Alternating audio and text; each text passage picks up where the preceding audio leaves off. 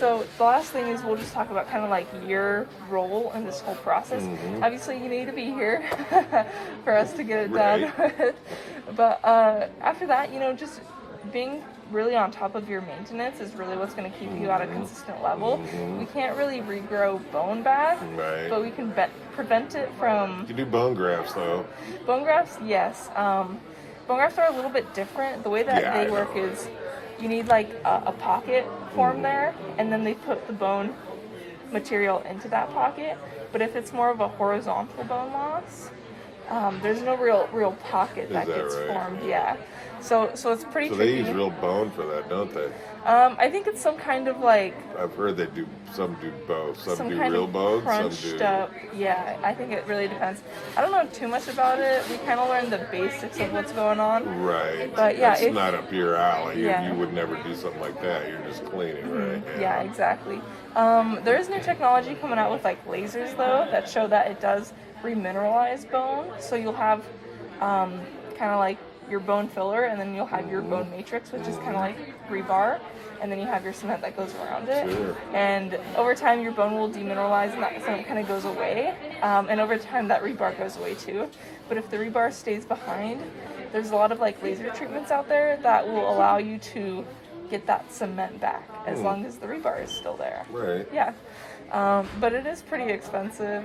So initial just therapy like a is kind of... transplant is. Yeah, I'd love to pop a couple back there where I'm missing that plant. Yeah, exactly. So if you ever make some extra money at your work, maybe you'd be interested in doing laser. There's a couple offices around that do it, and it's really cool what they do, but it is totally like... I don't even think I'd be interested, but I'd have to have the extra money and sell my house. Yeah. Oh, yeah. There you go. Yeah, because it is a financial constraint, and I know that is pretty important. I just finished paying off a 30-year loan about 3 months ago. Okay. Yeah. Oh my God. Congratulations on that. Now you get a second to kind of like take a deep breath and relax. Yeah. And then all they can do is bombard me with borrow more money. Just paid a 30-year loan off. Get the hell out of here.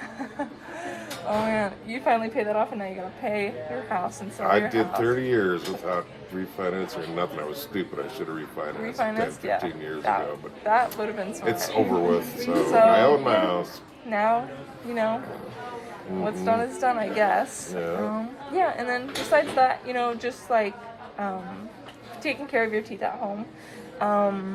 Do you smoke? I can't remember. I do. Yes. Yeah, smoking does have a part to play smell in that. Well, sometimes, you never... you got your mask on. So I haven't had any to this morning.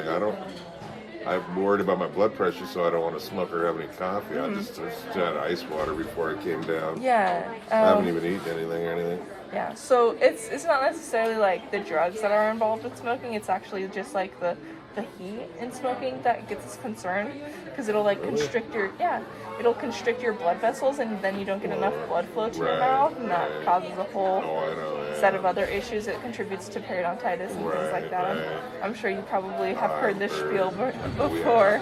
Yeah, so if you're ever interested in doing like nicotine patches or like the lozenges, that's always like a good way to kind of like start off on that journey.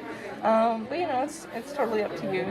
It's your lifestyle, and if there are other treatment modalities that we can do to kind of like help you along the way with that also.